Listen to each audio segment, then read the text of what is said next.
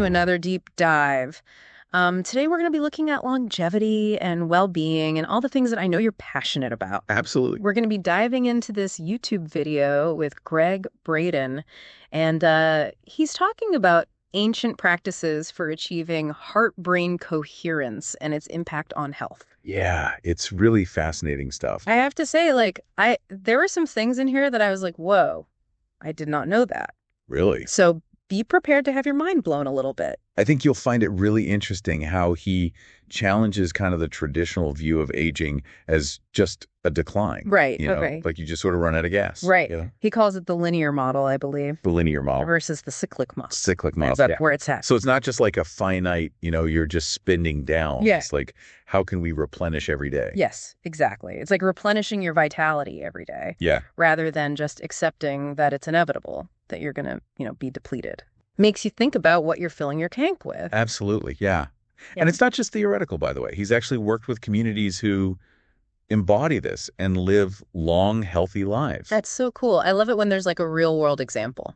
Absolutely. Okay, so this is where things got kind of interesting for me.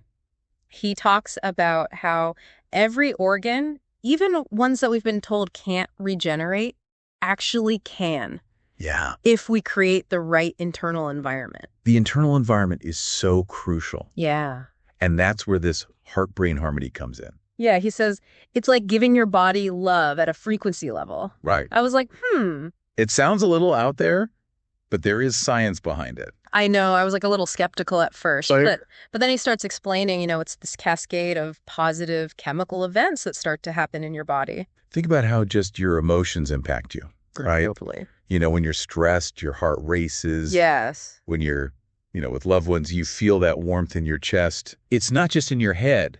It's actually physiological response. Right. So this heart-brain connection really amplifies that. So how do we actually achieve this heart-brain coherence? Well, he actually gives these 3 simple steps that are based on HeartMath Institute research. Yeah, that was really cool. Yeah, it's really accessible for anybody to start incorporating these things. Yeah, I love that it's not like some crazy complicated thing. It's Right. like simple stuff. Exactly. So the first thing is to shift your awareness inward. Okay. And he actually says, touch your heart center. Right. Bring your attention there. Yeah. It's a grounding technique, Mhm. bringing yourself to the present moment, your physical sensations. Then slow down your breath.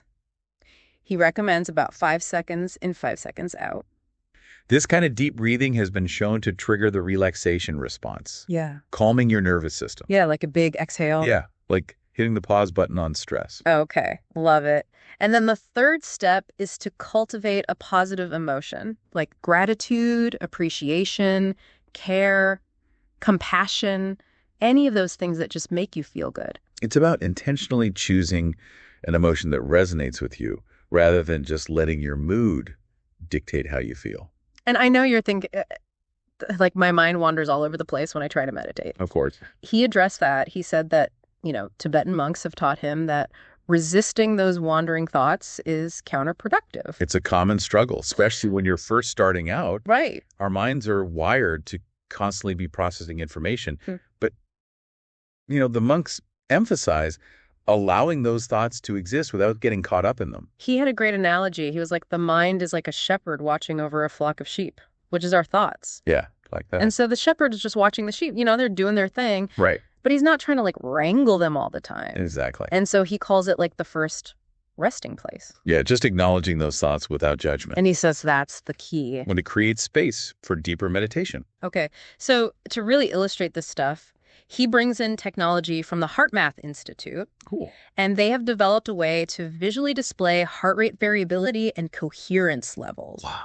So you can actually see your emotions reflected That's amazing. in real time. I love how it takes it out of the abstract realm of feelings into concrete data. Totally. And so he shows a color-coded graph where red is low coherence, blue is medium, and green is high coherence. Yeah. And he shows how different activities and emotions can shift those levels. And I think what's interesting is that you don't necessarily want to be in high coherence all the time. Right. Right? You need those other states too. Yeah. Imagine you're driving and you're in high coherence. Right. You need to be able to react quickly. right? You don't want to be blissed out. So Exactly. it's really about being able to consciously shift into coherence Okay. when it's beneficial. Exactly. And so then he does this live demonstration with a volunteer, Uh, and he measures her heart rate variability. And she has surprisingly high resilience, even though she's in her 40s. wow. So her heart rhythm patterns resemble someone much younger. Yeah. That's amazing. Yeah. That really highlights the potential for these practices to cultivate resilience, which is so essential for longevity. And he says you don't even have to be like totally relaxed to achieve coherence. Right. He says that Olympic athletes use these techniques to perform under pressure. Yeah. It's about finding that inner calm amidst the challenges of life rather than waiting for everything to be perfect before you can tap into it. Okay, so now we're going to get into some brainwave stuff. Okay. So he starts talking about this concept of the gamma brain state, Yeah. which is linked to deeper intuition, enhanced focus, and just like really fast information processing. So the gamma state is like the brain functioning at a higher frequency. Yeah. Yeah, and it's actually been observed in Tibetan monks during their deep meditative practices. And he explains that heart-brain coherence is key to unlocking this gamma state. It makes you think that maybe we can tap into a level of mental functioning that's beyond what we typically experience. Right, so it's not just about feeling good. It's like you're unlocking like Yeah, a whole nother level. exactly. It's a tantalizing possibility. Yeah. His work really hints at this deeper connection between our hearts, our minds, and our potential. I love it. I love it. So That's fascinating. Makes you wonder what we're capable of if we really harness this, you know? right. Yeah. So he goes into some of like the benefits of like what happens when you achieve heart-brain coherence. Yeah. And they're really pretty amazing. Like what? He talks about like reduced stress hormones, boost in DHEA levels, Uh-huh. which is a precursor to vital hormones, Right. enhanced immune response, Wow. better sleep, Yeah. increased focus and intuition. It's a holistic approach to well-being, impacting both our physical and mental health. Yeah, I was really struck by the visuals that he showed Yeah. of how different emotions create different signals from the heart to the brain. Right. So he shows like these chaotic, jagged signals that are associated with negative emotions. Yeah. And then when you shift to positive emotions like gratitude or love or compassion, the signal is like this smooth, rhythmic waves. It's powerful because it shows that our emotions aren't just, fleeting feelings. Yeah. They have a direct impact on our biochemistry. Like our emotions are speaking a language that our cells understand. Absolutely. And we have the power to choose which message we're sending. That's right. So he was talking about, how he talked about the cyclic model of aging, Yeah. like filling your tank. Right. So he goes into that a little bit more. How does heart-brain coherence play into that? Yeah. And so he's like, it's like a car with a Right. gas tank.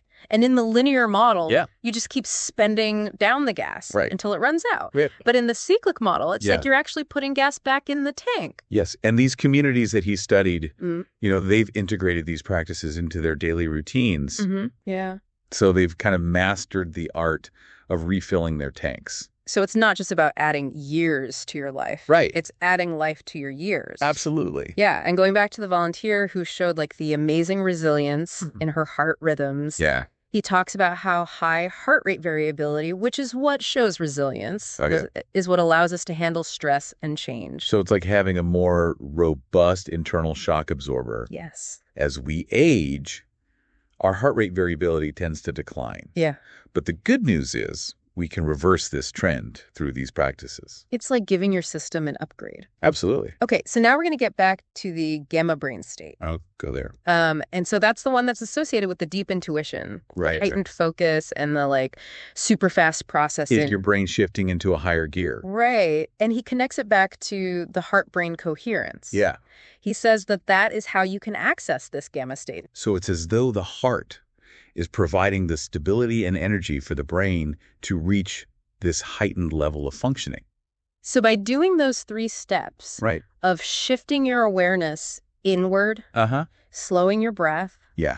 cultivating a positive emotion, Yes. that's how you can tap into that. It's a very exciting prospect. Okay. And it really ties back to the idea that we have this untapped potential within us Now, I know that when people hear gamma brain state, they're like, that sounds woo-woo. Right. But he talks about how Tibetan monks Yeah. have been intentionally accessing this state for centuries. And there's a growing body of scientific research that's supporting this as well. Yeah. So it's not just a mystical concept. Yeah. It's a measurable phenomenon. So some of the benefits he talks about are like increased focus, Right. enhanced intuition, improved memory, Yeah. reduced stress and anxiety, Wow. and accelerated healing. It's like upgrading your brain's operating system Yeah. to a more advanced version. Totally. So he's saying like this is not like some sci-fi thing. This is something that you can actually do. Yeah. Okay. So let's shift gears a little bit and talk about how to actually apply these techniques. Okay. So he walks you through the steps for how to achieve this heart-brain coherence. I love how simple it is. You know, Yeah. you don't need any special equipment It's really simple. or years of training to start experiencing these benefits. So first, like we talked about, you shift your awareness inward. Okay. And he says to gently put your hand over your heart center, Right. just like a physical reminder. Yeah, grounding yourself in the present moment, Yeah. focusing on the physical sensations. And then slow down your breathing. Yeah. Inhale for about 5 seconds. Uh-huh. Exhale for 5 seconds. That deep rhythmic breathing really sends a signal to your nervous system that you're safe and relaxed. And then the key ingredient is to cultivate a positive emotion. Yeah. He says appreciation, gratitude, care, compassion. It's not about forcing it, but rather gently inviting it in. He also says it's not about like if you're feeling a negative emotion, Right. suppressing it. Yeah, we all experience those. But it's just about intentionally shifting your focus It's something positive. to something positive, even for just a few minutes. Exactly. And like anything, the more you practice, the easier it becomes. He recommends practicing for at least 3 minutes at a time. Okay. Even a few minutes of this can have a significant impact. He talks about how this actually triggers like this cascade of like beneficial biochemical events in your body. Yeah. What happens? So stress hormones start to decrease, cortisol levels drop, Uh-huh. and DHEA levels increase.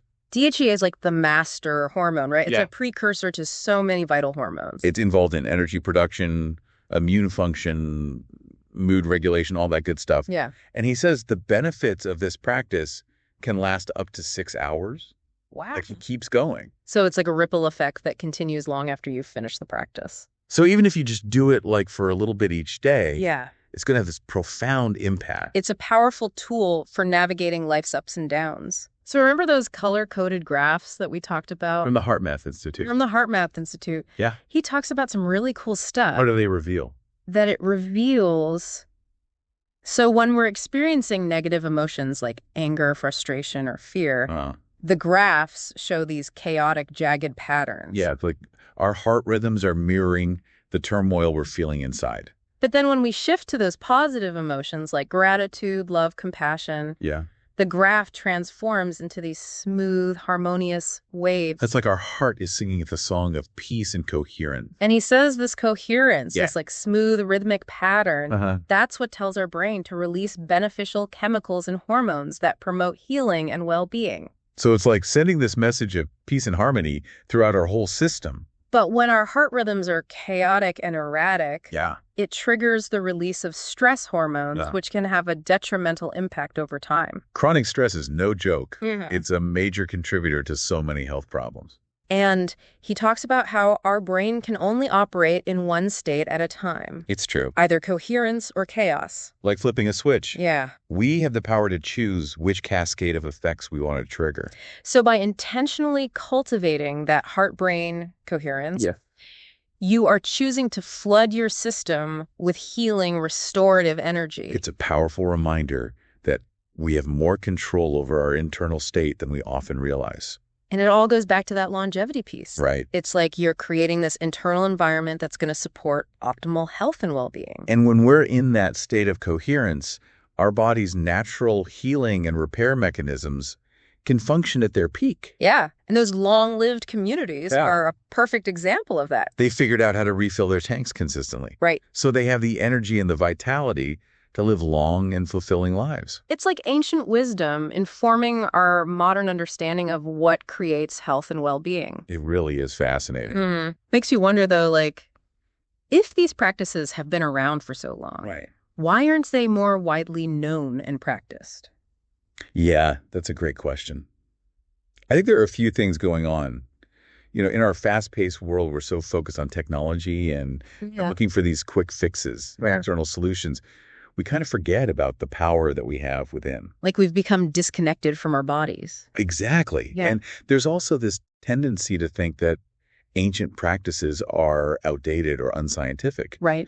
But what we're seeing with this heart-brain coherence is that science is actually validating what these traditions have known for centuries. Yeah. It's pretty cool to see those two things coming together. It is. And then he goes on to say that our individual heart-brain coherence actually contributes to a collective field of coherence. Oh, wow. I know. So it's like our individual energy is rippling outwards and impacting not just ourselves, but also the world around us. So imagine if everybody started doing this. Right. What could that do? What kind of impact could that have on a global scale? It's an incredible thought. He thinks that by tapping into this collective field of coherence, that we can actually create a more harmonious and sustainable world. It's a beautiful vision. Yeah. Where compassion and understanding and peace become like the dominant frequencies. And it's a good reminder that we're all interconnected. Absolutely. So what can we do to start cultivating this collective coherence? Well, it starts with our own individual practices. Yeah. Those 3 steps, shifting our awareness inward, slowing our breath, Yeah. cultivating positive emotions. Right. That's the foundation. And it's not about being perfect. Right. It's just about trying. Making the effort. Yeah, making that effort. Yeah. Incorporate it into your life. Yeah. Even if it's just for a few minutes each day. Those little things add up. You do? And then he says it's a journey. Yeah. It's not a destination. Absolutely. Yeah. Some days it'll be easier than others, Right. but the key is just to keep practicing. And keep coming back to that connection. Yeah. Between your heart and your mind. Exactly. So as we wrap up this deep dive, we invite you to consider what kind of life you could create if you were able to really harness that power of your heart and your brain working together. What kind of world could we create if we all embrace these practices? Keep exploring, keep practicing. You keep those hearts and minds connected. Until next time.